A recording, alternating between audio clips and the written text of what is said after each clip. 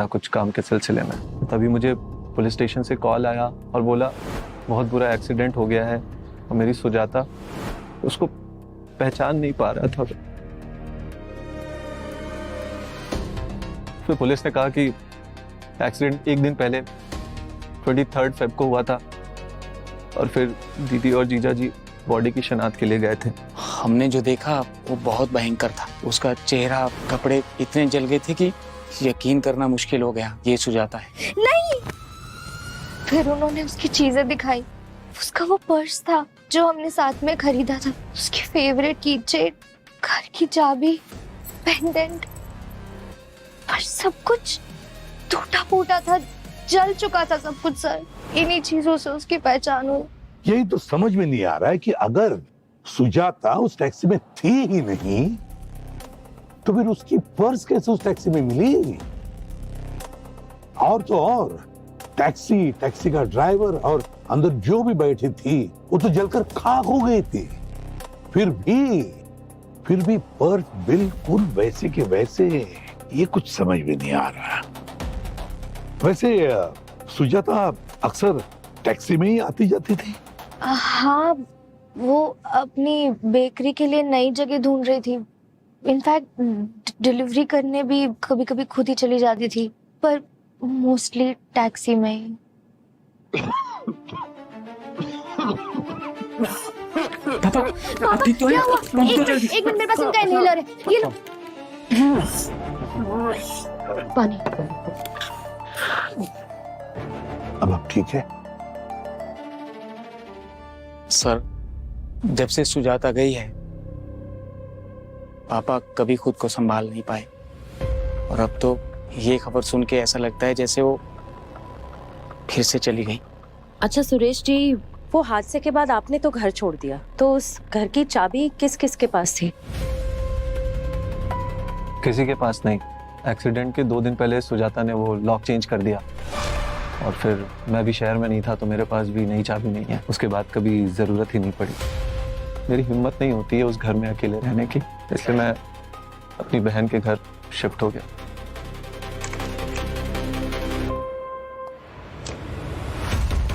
Sir, ये एक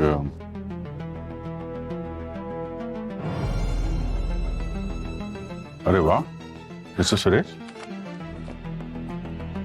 बड़ी अच्छी घड़ी पहन रखी है आपने। लगता है ब्रांडेड घड़ियां पहनने का शौक है आपको। हाँ सर, वो सुजाता को बहुत शौक था।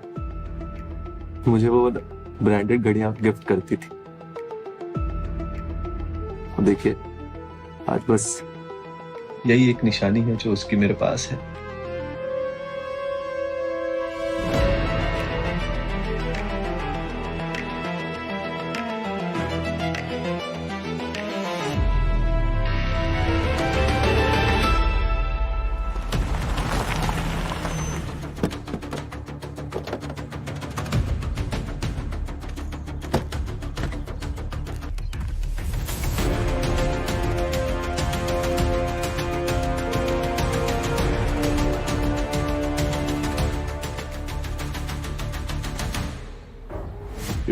नमस्ते सर। सर मैं भास्कर, टैक्सी का यूनियन लीडर।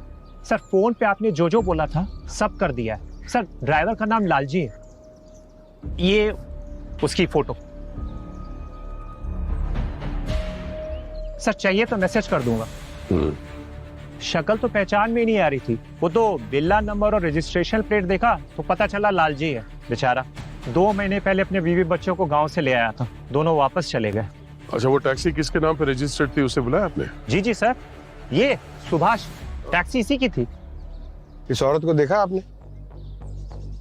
पता नहीं साहब, याद तो नहीं आ रहा है कुछ। अच्छा, उस टैक्सी में एक पर्स मिला था जो उस औरत का नहीं था जो एक्सीडेंट में मारी गई।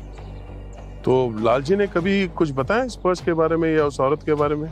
हाँ साहब, मुझे बता रहा था कि एक लेडीज गाड़ी में फोन पे चिक चिक कर रही है। एक दिन पहले उस गाड़ी में उसका पर्स भी छूट गया था साहब, तो वो लंबा भाड़ा मिलेगा इसके लिए लालजी ने अपना नंबर भी उसको दे दिया। और उसके बाद वो लेडीज लगातार उसको फोन करने लगी, बोलने लगी कि मेरा पर्स लेकर आओ, अभी लेकर आओ। अब आप ही बताओ साहब, वो धंधा छोड़ के कैसे जाता उधर। अब उसके गाड़ी में एक भाड़ा था, अब वो बोल रहा था कि अब टाइम मिलेगा तो वो जाएगा उधर, पर वो मान ही नहीं रही थी साहब। ठीक है, थैंक यू सर। शायद इसी वजह से सुजाता का पर्स उस टैक्सी में मिला था। पर एक बात है, जिस दिन एक्सीडेंट हुआ वो बार बार लालजी को फोन कर रही थी। इसका मतलब तो ये हुआ ना कि 23 तारीख तक सुजाता जिंदा थी। लेकिन अब सवाल ये उठता है कि वो औरत कौन थी जो एक्सीडेंट में मारी गई।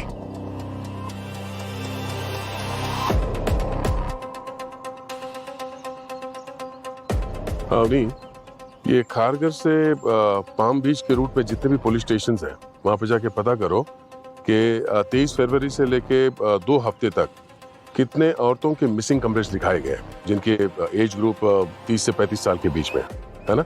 पता तो चले कि उस दिन जो गाड़ी में मरी वो कौन थी और उनका प्रोफाइल चेक करना। ओके। अब पंकज, जहाँ पे एक्सीडेंट का ये जो केस दर्ज हुआ है जिस पुलिस थाने में, वहां पे जाके उनसे मिलो, बात करो उनसे।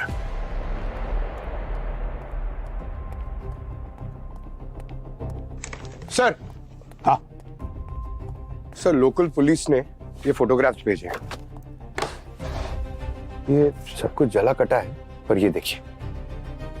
कमाल है, पुलिस ने पूछा तक नहीं कि ये सुजाता की पर्स इस टैक्सी वाले के टैक्सी के ग्लव कंपार्टमेंट में कैसे आई। सर। हाँ सर ये देखिए। सर आपका शक सही निकला। मैंने सुरेश का पूरा सोशल मीडिया छान मारा। ये वही घड़ी है जो क्राइम सीन पे हमें टूटी हुई मिली थी। बहुत एक्सपेंसिव है और लिमिटेड एडिशन भी। सर आपको कैसे शक हुआ?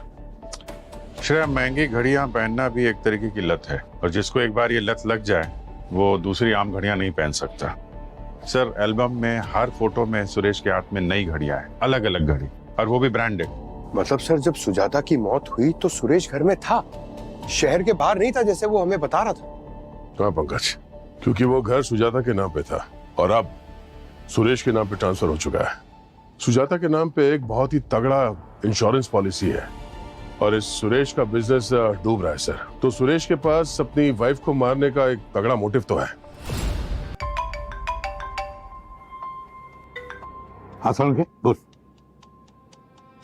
हाँ भेज दे जल्दी। सालुंखे कह रहा है कि सुजाता की लाश के नाखून के अंदर जो मांस के टुकड़े मिले वो और जिस चाकू से उसे मारा गया उस पर जो खून के धब्बे मिले वो दोनों मैच हो रहे हैं, मतलब डीएनए एक ही है। सर क्राइम सीन पे हमें सुरेश की टूटी हुई घड़ी मिली। हो सकता है सुरेश और सुजाता में हाथापाई हुई हो और सुरेश ने सुजाता को मार दिया हो। सर सालुंखे सर को जो डीएनए मिला, अगर वो सुरेश के डीएनए से मैच होता है तो केस क्लोज्ड।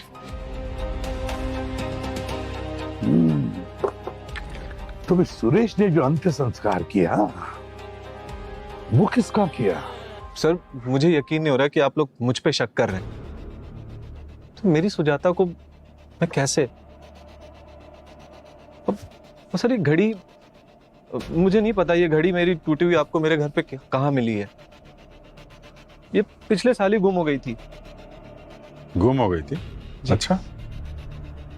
अक्सर इतनी महंगी घड़ियां गुम होने पे लोग शिकायत दर्ज कराते हैं। आपने कराई थी? सर पुलिस में एनसी करवाई थी मैंने, पर कोई फायदा नहीं हुआ। चाहिए तो मैं आपको कॉपी दे दूंगा सर। सुरेश, सीधे पॉइंट पे आते हैं। या तो तुम हमसे कुछ छुपा रहे हो या कोई तुम्हें तुम्हारी बीवी के खून में फंसाने की कोशिश कर रहा। तुम अपने दिमाग पे जोर डाल, ध्यान से सोच और सोच के बता कौन हो सकता है वो जिसे सुजाता की मौत से या तेरे जेल जाने से फायदा हो सकता है। सर हम लोग बहुत सिंपल लोग हैं। मेरा छोटा सा बिजनेस है और उसका एक बेकरी का था। हाँ, उसके बेकरी के सर्कल में 2-3 लोग थे जो उसे नुकसान पहुंचाना चाहते थे। अब खास करके एक नाम था सर उसमें, विहान, आहान, आयान, सर ऐसे कुछ तो नाम था। पर ये तो सर बिजनेस में चलता रहता है, इसके वजह से किसी कोई हत्या थोड़ी कर सकता है। आखिरी बार कब बात हुई थी सुजाता से तुम्हारी? सर एक्सीडेंट के 3 दिन पहले, और उस वक्त हमारा थोड़ा झगड़ा हो रखा था। किस बात को लेके? एक्चुअली उसको बेकरी का बिजनेस एक्सपैंड करना था, तो हमने खारघर सेक्टर 3 नवी मुंबई में एक मैन्युफैक्चरिंग यूनिट देखी थी।